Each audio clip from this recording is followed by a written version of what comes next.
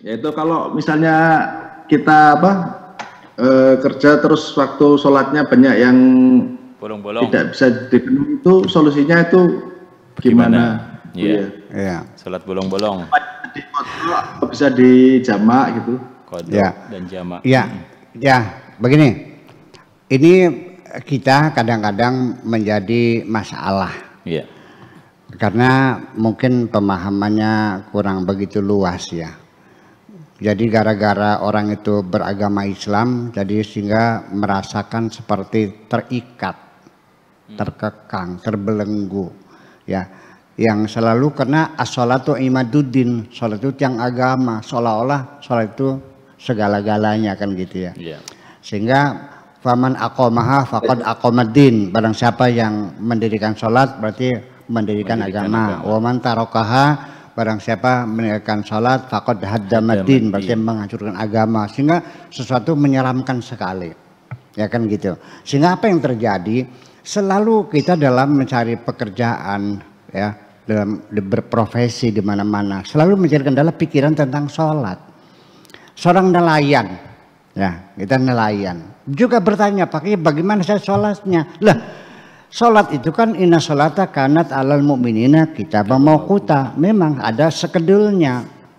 Jadi sekarang ini belum boleh sholat maghrib karena belum waktunya.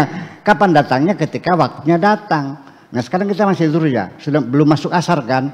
Ya, boleh nggak asar? Ya belum boleh. Nanti kewajiban asar itu kalau sudah masuk waktu asar. Nah itu yang tidak boleh dilanggar. Tetapi ketika itu sebagai profesi, saya punya teman selama 10 tahun dia jadi supir bus kota Jakarta PPD, itu nggak sholat. Alasannya apa? Ya bagaimana sholatnya, masa diparkir mobilnya zuhur mandeg lagi asar, ya kan nggak bisa. Jadi daya salah dong. Kalau Anda terikat dengan sholat, kalau begitu berarti orang Islam tidak bisa jadi supir bus, tidak boleh jadi masinis, tidak boleh jadi pilot, tidak boleh jadi pelayan, ya susah jadinya. Nah, jadi gimana sholatnya? Ya sekarang begini, ngambil mobil bus jam berapa? Ya bilang jam 1 sampai jam 10 malam. Oke, sholat duhur dulu di depot, asarnya jamaah takdim.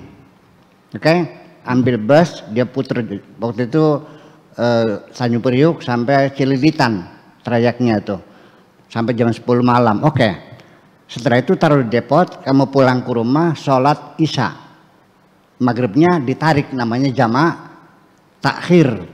Jadi sholat duhur dulu, asarnya ditarik jamaah takdim, pulang ke rumah sholat isya, jamaah maghribnya dijamaah dengan isya, namanya jamaah takhir.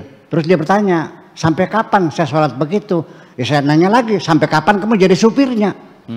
Kalau tidak begitu berarti orang Islam nggak bisa jadi supir dong. Kita kira-kira ya.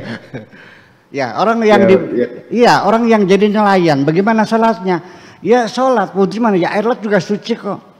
Terus gimana kita menghadapnya? Menghadap kiblat. Kan bisa lihat kiblat dari lautan juga. Kalau siang lihat atas kan gitu. Kalau di laut kan lihatnya ke atas bukan ke bawah, arah tuh. Nah, takbirlah menghadap kiblat. Nanti kalau mobilnya kapalnya muter, ya nggak usah muter gitu. Oleng, ya jangan duduk, nggak ada masalah gitu. Yang penting sholat itu jangan dipersulit lah, ya kan begitu. Nah sekarang seorang pejabat umpamanya ini, seorang teknisi, Anda teknisi teknik di tengah-tengah sudah naikkan mesin yang sangat gawat sekali, banyak kan gitu. Ada kapal, ada kerusakan, bayangkan gitu. Mau ditinggal sholat dulu, sedangkan itu sangat berbahaya sekali. Atau seorang dokter lagi ngoperasi orang, kemudian apa sholat dulu, ditinggal dulu, ya nggak bisa dong gitu. Nah seperti itu. Kemudian juga pejabat-pejabat penting ya, apa menteri, apa presiden, ketika menghadapi tamu dari luar negeri, presiden Amerika, masa ditinggal sholat maghrib dulu, gimana lagi? Ya dijamaah aja kok, nggak ada masalah. Nah sekalipun di Al-Qurannya itu hanya wa in kuntum maridan aw ala safarin, itu jamaah itu sakit karena perjalanan dan sebagainya. Tapi itu kan bisa kita kiaskan dengan yang lain, hal yang merepotkan untuk kepentingan umat, ya sholatnya bisa dijamaah. Pengantin juga sama begitu. Masa pengantin nanti zuhur di cuci muka lagi, wudhu lagi, nanti di rias lagi, nanti asar wudhu, ya enggak usah dong, dijamah saja. Ya kan masa sekali nggak boleh, makasih, itu aja kira-kira.